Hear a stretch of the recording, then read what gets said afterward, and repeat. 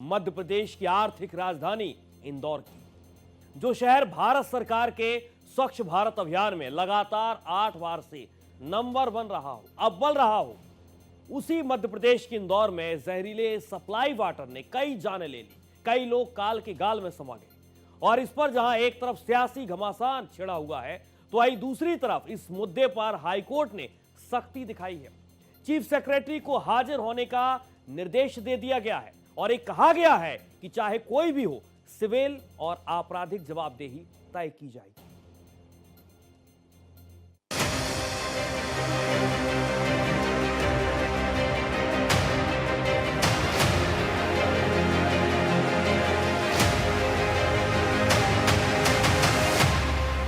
नदियों के हृदय में बसा मध्य प्रदेश, जिसे नदियों का मायका कहा ही इसलिए जाता है कि छोटी बड़ी कुल मिलाकर 207 नदियां यहाँ बहती हैं। नर्मदा, चंबल, ताप्ती, बेतवा और केन जैसी कई नदियों वाला समृद्ध राज्य। नर्मदा जिसकी जीवन रेखा है, उस प्रदेश में भारत सरकार के स्वच्छ भारत अभियान में लगातार 8 बार से नंबर 1 पायदान पर आ रहा इंदौर आज बूंद बूंद शुद्ध पीने के पानी को तरस रहा है। एक एक घूंट पानी को लेकर आम लोगों में दहशत है। वजह समझने के लिए जहरीले पानी से 17 मौतों का मामला सामने है, जिस पर सियासी घमासान भी लगातार तेज होता जा रहा है।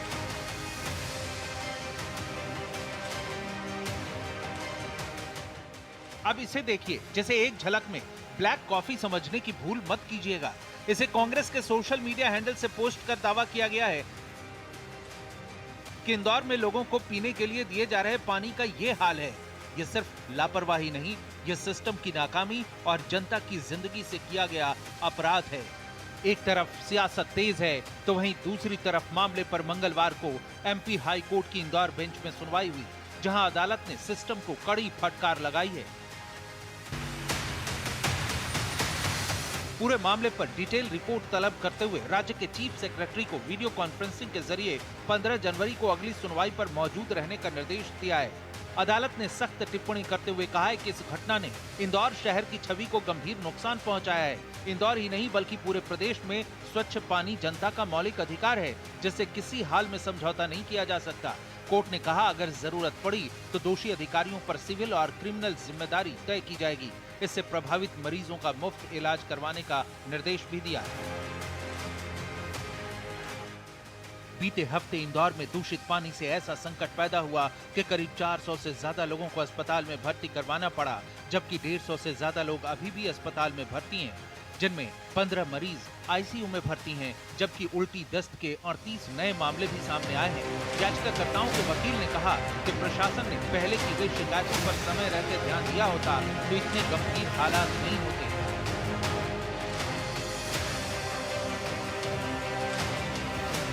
मुआवजा अगर कम मिला है तो मुआवजे की भी सुनवाई भविष्य में की जाएगी इसी याचिका में। और कोर्ट ने मुख्य रूप से सभी के लिए बोला है कि इंदौर शहर में हो या भागीरथपुरा या प्रदेश में सभी को स्वच्छ जल मिले, इस पर चिंता दिखाई है।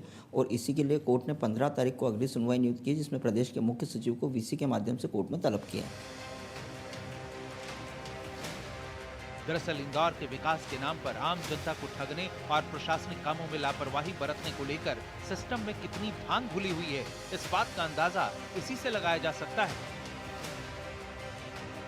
कि जिस पार्षद कमल वाघेला के इलाके भागीरथपुरा वार्ड में दूषित पानी से लोगों की मौतें हो चुकी हैं, उसी पार्षद वाघेला को महापौर पुष्य मित्र भार्गव बेस्ट पार्षद के अवार्ड से पहले नवाज चुके हैं। पानी की और ड्रेनेज की लाइन लगी है, तो एक पार्षद ने अपने 3 सालों में 10 करोड़ के काम करा दिए। इस वीडियो में महापौर खुद बता रहे हैं कि पार्षद ने 10 करोड़ के काम किए हैं, जिनमें ड्रेनेज और सड़क के काम शामिल हैं। अब लोग सवाल पूछ रहे हैं कि 10 करोड़ का बंदर बांट कैसे किया कि लोग सप्लाई का पानी पीने से मर रहे हैं।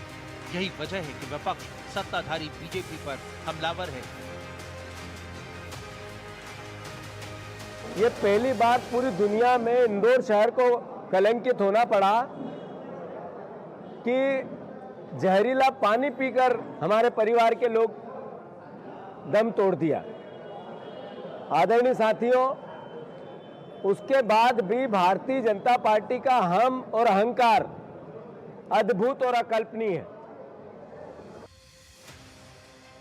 जनता से जुड़े इस मुद्दे पर कांग्रेस फ्रंट फुट पर खेल रही है। गंदा पानी पीने से 17 लोगों की मौत पर घंटा और फोकट जैसे शब्दों का इस्तेमाल करने वाले मंत्री कैलाश विजयवर्गीय के पुतले फूंके जा रहे हैं। उनके खिलाफ युवा कांग्रेस जोरदार विरोध दर्ज कर रही है। तो दूसरी तरफ प्रदेश कांग्रेस अध्यक्ष जीतू पटवारी और विधानसभा में नेता प्रतिपक्ष उमंग सिंघार की अगुवाई में पार्टी कार्यकर्ता भागीरथपुरा पहुंचे, जिसे सुरक्षा के लिहाज से पुलिस छावनी में तब्दील कर दिया गया है। भागीरथपुरा में एंट्री के सारे रास्तों पर बैरिकेड लगाया गया है। यहाँ एंट्री को लेकर पुलिस अधिकारियों से कांग्रेस नेताओं की बहसबाजी भी हुई। इसे लेकर एमपी कांग्रेस ने एक्स पर पोस्ट किया कि डरी हुई सरकार को सच से डर है, इसीलिए विपक्ष को रोकना चाह रही है। हालांकि पुलिस ने मुख्य नेताओं को इजाजत दी, जिसके बाद दूषित पानी पीने से जिन लोगों की मौत हुई, प्रदेश कांग्रेस अध्यक्ष ने परिजनों से मुलाकात की और सांत्वना दी और सीएम, जो कि इंदौर के प्रभारी मंत्री भी हैं, उनके इस्तीफे की मांग की। साथ ही जीतू पटवारी ने मंत्री कैलाश विजयवर्गीय और महापौर पुष्यमित्र भार्गव के भी इस्तीफे की मांग की। सबसे बड़े दुख का विषय है कि हमारा इंदौर स्वच्छता में नंबर 1 आया, दुनिया में उसका नाम हुआ। पूरे यूरोपियन देश चले जाओ, कहीं चले जाओ, इस पूरी घटना से इंदौर बदनाम हो गया है। और करने वाले ये महापौर की परिषद है और ये मोहन यादव की सरकार और उनके मंत्री हैं।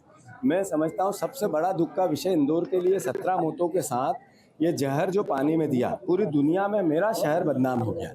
100% ये नगर परिषद निगम का जो महापौर है उसकी ड्यूटी थी भाई, उसको इस्तीफा दे देना था। उनमें कोई मर्यादा ही नहीं है। इतने लोगों की मौत के बाद भी लोगों को मूर्ख बनाने की बातें चल रही है, इंदौर को गुमराह करने की बातें चल रही है। सरकार को हो, चाहे प्रशासन को हो, चाहे बीजेपी के कोई कार्यकर्ता हो, सबको संवेदनशीलता का परिचय देना चाहिए। किसी परिवार के घर में चिराग बुझ गए, उस पर राजनीतिक रोटियां नहीं सीखना चाहिए। उस परिवार को न्याय मिलना चाहिए, इसलिए हम लोग यहाँ पे आए। अगर न्याय नहीं मिलेगा, हम इसकी अंतिम लड़ाई तक लड़ेंगे।